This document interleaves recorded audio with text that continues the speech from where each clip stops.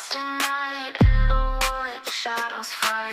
Arms take gold, can't take flight. Power's gone, nothing's right. Cauldron cold, no more fire. Potions fail, dreams expire. Spirits whisper, call me liar. In the dark, lost desire. Purchase cry, echo loud. Through the fog, through the shroud. Mystic force, once so proud, now just whispers in the crowd.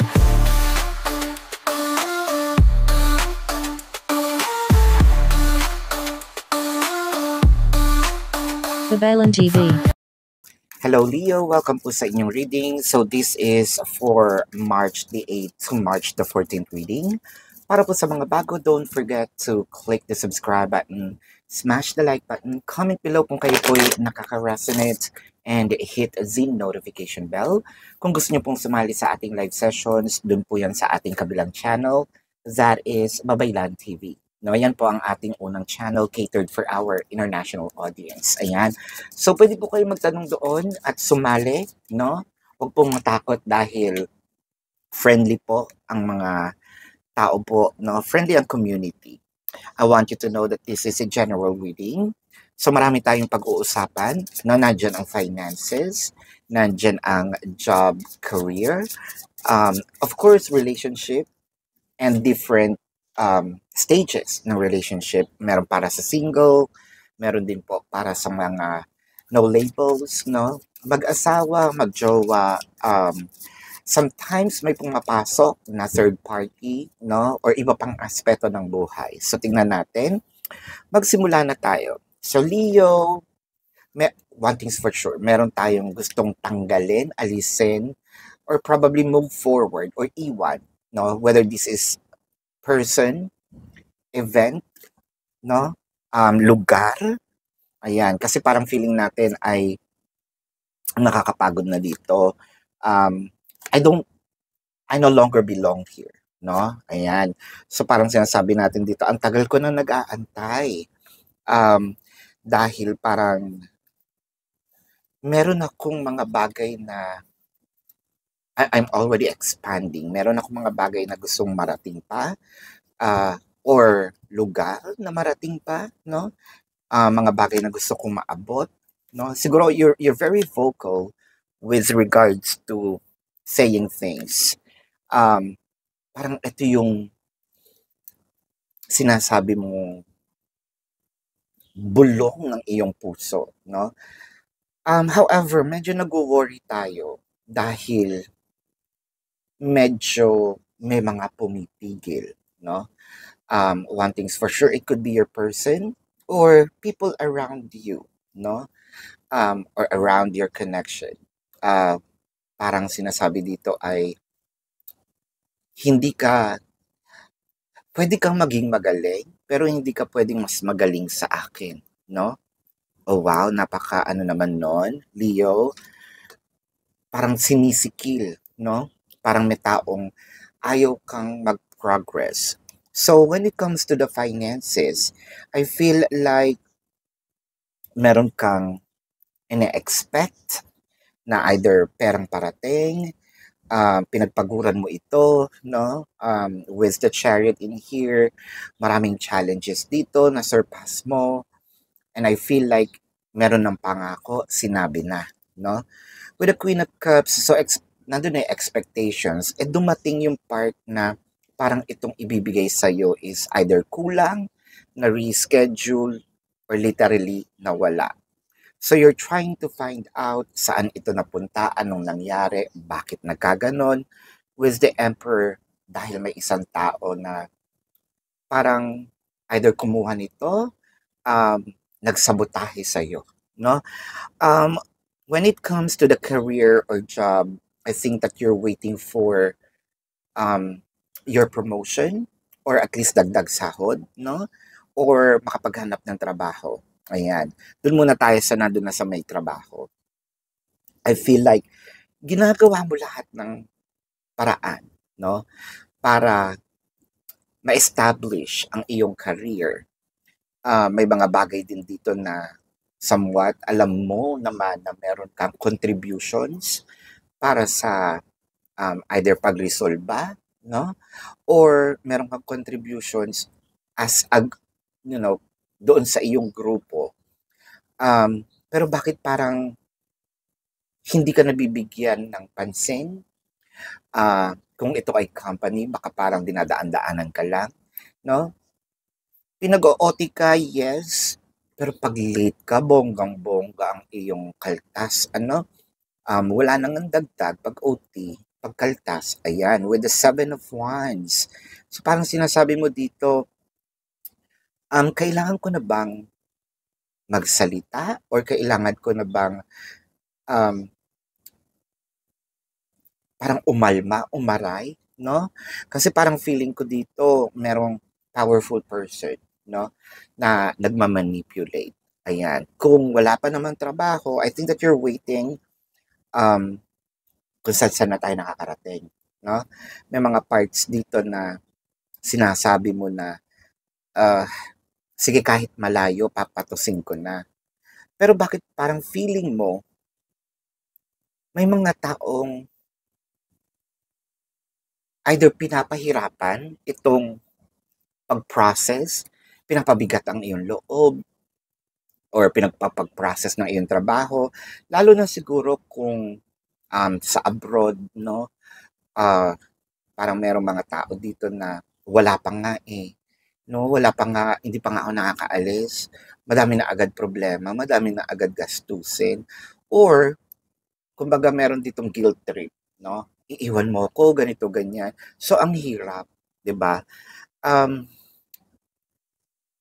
Kung ito ay buhay pag-ibig naman, 'no, so inaantay natin either makaalis tayo sa lugar, 'no, magsarili ng lugar, bumukod kumbaga, sinabi mo na, ngunit parang ginagawa kang kalaban, 'no, ng mga taong nakapaligid. Siguro biyenan, kapatid, hipag, 'no, yung mga ganyan. Whether it is mo or ng family mo, sa person mo, one thing's for sure, itong pagsasama nyo is hindi maluwag, no? Or maluwat dito um, sa inyong pamamahay. Kung ito naman ay magjowa pa lang kayo, so I feel like ikaw naman ang gusto mo is to put this connection into another level. Pero bakit parang pakiwari mo? Ayaw, hindi man lang ito, parang hindi binibigyan ng pansin ang iyong pangangailangan, no? Ang iyong dream dito sa relasyon na ito. Parang yung person mo, okay na kung ano yung nangyayari. So, kung single naman, ang sinasabi mo dito is, alam mo, nagkakagusto ko sa mga tao, pero yung mga tao ayaw sa akin. Kung meron naman mga nagkakagusto sa akin, ayaw ko naman. Hindi naman sa pagiging choosy, pero most likely yung mga gusto ko, parang either nire-reject ako, no? Or nagkakaroon man kami ng connection, sandaling-sandali lang, no? Doon naman sa mga no labels, so eto na nga, parang ganun din na ayaw itong, ano, hanggang ganito na lang tayo? Hindi ba tayo magiging tayo? So, anong tawag dito sa ginagawa natin? Para tayong nagbabahay-bahayan, ano to, laro, no? If this is a third-party situation, probably medyo komplikado na ngayon na pinasok natin, whether pinasok natin na alam natin, or naipasok tayo sa isang sitwasyon na wala naman tayong idea, nalaman na lang natin, nandun na tayo sa loob, no? Ng relationship. So, stressful na nga, hindi mo pa alam kung saan tayo lulugar, no? Whether kung ikaw yung third party or ikaw yung original, no? Parang hindi stable ang naging itong relasyon na ito with the Three of Wands and the Six of Cups. So, parang feeling mo na meron tayong na-missed opportunity or meron tayong missed opportunity. The Five of Cups, the Strength card, the Page of Wands. So, kung buhay finances ito, sinasabi mo dito na nanghihinayang ako, no? Parang meron yata tayong pera na nagastos. Um, Hindi natin na-foresee na either ganito pala kalaki, um, hindi natin namalayan na paubos na pala or kukulangin. So, nanghinayang tayo sa mga nagastos natin at parang feeling mo, naku, parang paubos na ito. Saan ako ngayon? Kukuha, umiikot na ang puwet ko, no? For career naman, or job. So, dun sa mga may trabaho, I feel like siguro, sinasabi mo dito, meron ka pang contact, no, doon sa mga dati mong employer or dati mong mga katrabaho na parang lumalago ito, no, mas masaya sila. Sana sinasabi mo, ay sana pala hindi ako umalis, no? Kung ito naman ay um, naghahanap pa lamang, no, ng trabaho, pakiwari mo dito, yun pa rin. Alam mo nga, kasi gini-guilt trip tayo, parang alam mo, oo, mamimiss ko, no? Or alam ko mapapagod ako. Pero yung may gatong, alam mo yun, parang mas lalong pinapahirapan itong iyong loob. Kung relationship naman ito, you're missing something na parang sana pala hindi ko masyadong ipinakita itong either aking interest or hindi ko masyadong ipinakita na mahal ko itong taong ito. Sana pala nagpigil ako ng kaunti, kahit kaunti, no? Ngayon kasi parang lumalamya, no? Parang kailangan ko pang gawan ng solusyon, or laging magpakitang gilas, no? Para lamang mapansin. Kung magjowa naman kayo, siguro you're missing the part of nung una itong person mo is magaling, no? Magaling kang i-comfort, no? Magaling, kumbaga, mahusay siya dito sa relationship hanggang dumating dun sa part na may tinamad, no? Abay, tinamad itong aking person. Nami-miss ko yung mga efforts niya dati, no? Ngayon parang complacent na siya, porket alam niya na stable na ako sa kanya, or parang sinet ko na yung sarili ko na ito na yung person para sa akin. Ayun, tinamad, no? For those singles, nami-miss mo naman yung pagkakaroon ng may jowa, no? Pero hindi naman ito yung jowang-jowa na, no? Nandito ka pa rin sa part na nami-miss ko lang naman. Pero sana, no, dumating na rin. Doon sa mga no label, I feel like itong person na ito, kasi meron na kayong, sabihin nating somewhat, no, mutual understanding. Hindi mo lang alam kung saan ka lulugar. Kasi itong person na ito is pasulpot-sulpot, pawala-wala. So, minsan nandiyan, minsan wala. So, nami-miss mo yung sana nung nagsisimula pa lang kami, no? Magaling din ito eh. Kaso, no, parang feeling niya na nag-i-invest na ako ng time, ayun ang loko, no? Pawala-wala. So, the Queen of Cups, the Nine of Swords, and the Five of Wands. So, Two of Swords, the Six of Swords, the Five of Wands, and the Two of Pentacles. So, nandito ka ba sa part na sana sinasabi mo sa sarili mo dito, sana pala hindi ko talaga ibinuhos ng lahat. Sana nandito na lang ako sa part na okay lang, no? Sinakyan ko lang.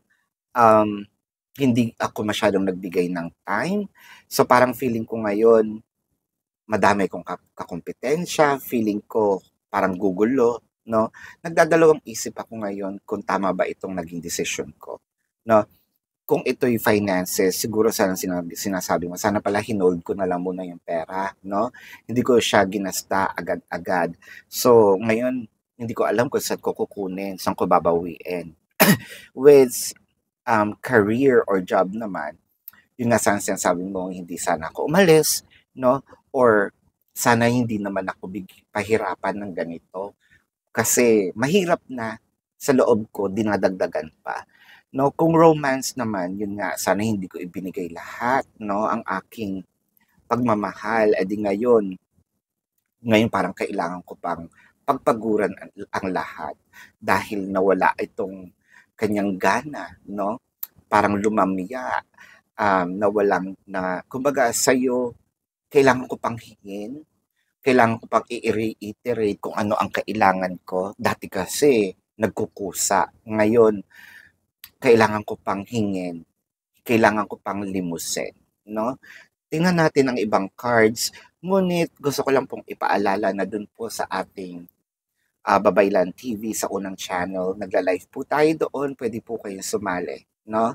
Huwag pong matakot dahil ang mga tao doon ay friendly, no?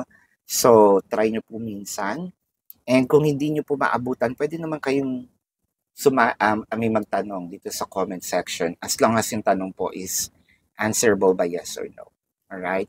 Pero kung hindi po kayo papatulugin ng yes or no na sagot, dumiretso po kayo doon sa ating website. Sa description box po ng video na ito, there is a link. Click the link, no, i-route kayo doon sa aking website. Makikita nyo po yung question form, name, number, QR code, amount per questions, no, nandun po yun. Take advantage of the 4 questions plus 1 dahil discounted na po. And if you want to book a private reading, nandun din po siya. So, balik tayo sa reading. I dream about you at night. So, for those of you who are in separations as well, no, I think na nami-miss nyo itong tao, or nami-miss kayo ng taong ito. One thing is for sure, meron kayong mga bagay na gusto nyong balikan. Whether it is person, event, pangyayari. So, ang tanong, magkakabalikan ba? Or mababawi nyo ba? Dadating ba uli? No? Tingnan natin ang message ng universe sa iyo. If you pay close attention, you will notice all the doors that once closed are opening up. So, ibig sabihin, ay, aligned, no? Natutuwa ako kasi every time na uupo ako dito sa table na ito, ipinagdadasal ko talaga, no? Na ang readings ay, ang mga cards ay magtugma. So, nakikita nyo naman, iba-ibang cards itong ginagamit natin. Pero, nakikita natin na aligned palagi. So, kung meron man daw, yung mga bagay na nagsarado na, no? Makikita mo unti-unti silang nag-o-open. So, kung finances ito, yung mga nawala, nagbubukas uli. Kung career or job, baka siguro, no? Kung hindi man makabalik sa dating trabaho, etong current mo, or baka yung susunod, ito yung part na kung ano yung mga naranasan mo dati, no? Ay maibabalik sa'yo. Kung ito yung relationship, of course, no? Kung ano ang mga hinihingi mo na nagkaroon ka dati, ibabalik sa iyo. Just in different form. Yun naman pala. So, kumbaga, hindi eksaktong-eksakto, pwedeng, in different form. Kunyari, nakikinig ka kunyari, meron kang gustong painting, no? Siyempre, ang painting, isa lang yan.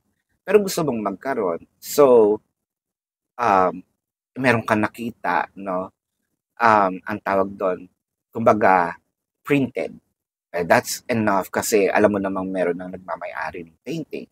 So, it may be in the different form, maybe not canvas, pero it is printed. That's good enough, no? Things may not appear exactly as you had envisioned. Or meron tayong mga bagay na, eksakto-eksakto na, no? Kunyari, ito ay iPhone 16 ang iyong gusto, no? Meron nagregalo sa iyo, iPhone 15 Pro Max. Aayaw pa ba? 'Di ba? So ibig sabihin, meron man tayong mga hinahangad, hindi man eksaktong mapasa atin, no? O hindi eksakto kung ano ang vinivision natin. Pero somewhat hindi na rin wala tayong reklamo. Good enough para masabi nating thankful tayo, no? Na tayo'y guided pa rin at tayo ay binibigyan pa rin, no, ng pabor ng universe, ni God, ng iyong higher self, ng iyong guardian angel, whatever you want to call it. No? So let's check the zodiac sign of your person if this is a romantic reading. Aries, Taurus, Sagittarius, Leo. So Pisces, Cancer, Scorpio. Yan. So this is your reading. Love and light to you. Namaste. See you po sa susunod na readings. Goodbye. You want the best of my heart, you just